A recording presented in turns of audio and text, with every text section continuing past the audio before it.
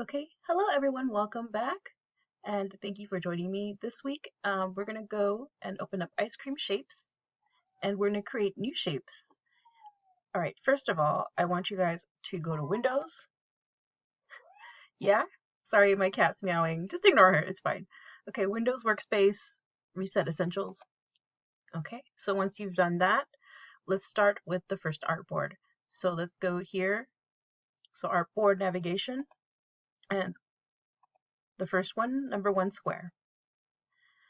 Okay. Oh, and just a side note. I don't know. It's not working. Let's try. Hold on a second. It just made me jump. Okay. So just a side note, I'm gonna have some tips for you. So if you need to look back at what you need to do, so like Alt Shift to create shape in the center of the blue shape. So I'm gonna show you how to do that.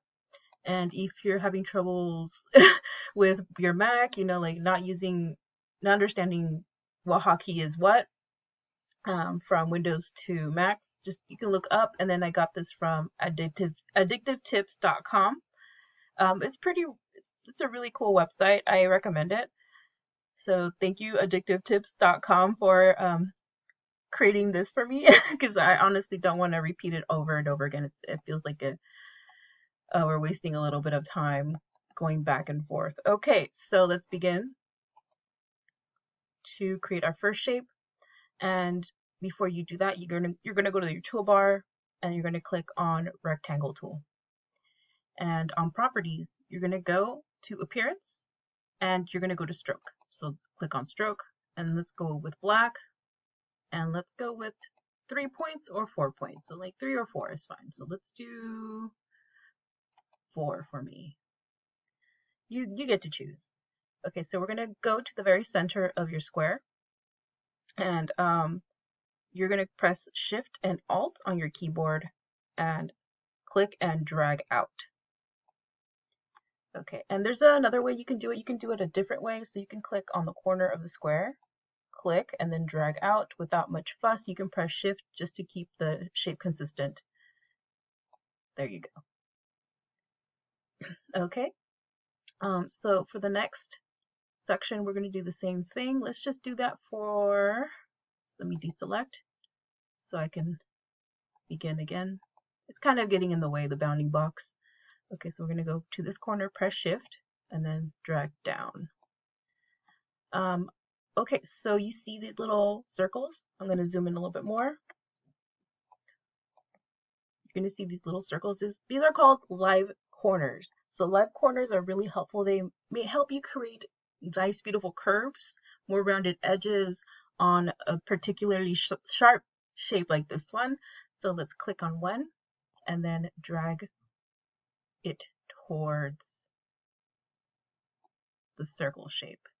Okay, so you notice that if you just click on one, turn it blue,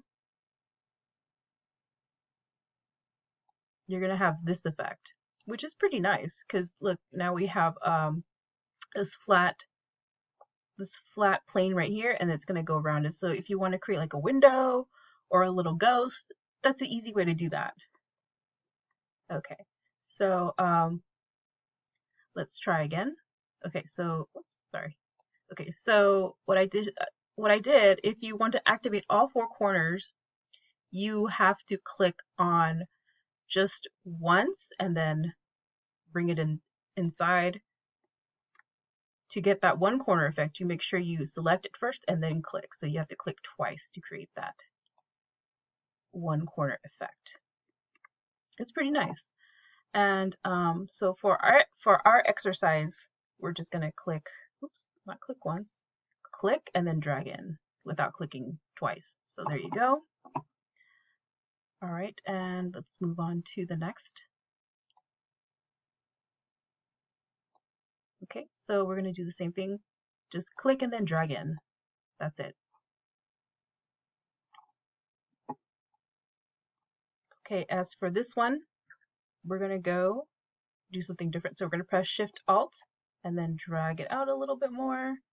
There you go. We're going to try to match the one on top. And as for this one, we're going to have to go to Properties and More Options. And you're going to see these corners too. So they're called corner types. And here, the corner radius, you get to change the corner radius of an object. But first you have to activate your live corner. So let's activate it by clicking and dragging inwards. Let's click and drag inwards a little bit more. Okay, so you have that activated. And I'm going to show you what to do. Let me duplicate this. So I'm going to duplicate this by pressing Alt, click, and drag towards this one. Okay, now I get to show you what happens when you activate the live corner and then you choose a corner type. Okay, so click on corner type. Remember, properties, more options, corner type. And you're going to click on the middle one. It's called inverted round. And you do that for each corner. Okay, and then we're going to duplicate this. Oh, I forgot. There you go. Okay, so we're going to duplicate it again. So let's press Alt on the keyboard, click, and then drag. And we're going to go to Properties, More Options, and we're going to straighten this up. I think it's called chamfer. Is it chamfer? Yes. Okay. Chamfer it is. So this is called chamfer. So you get to have more corners. So you can create like a table or a different sign. So this is really helpful if you're creating web pages or like framing something. So this is a very nice tip that you can use, or a nice effect you can use to keep everything nice and even without worrying too much about slicing and dicing. And slicing and dicing, we're going to do that next week.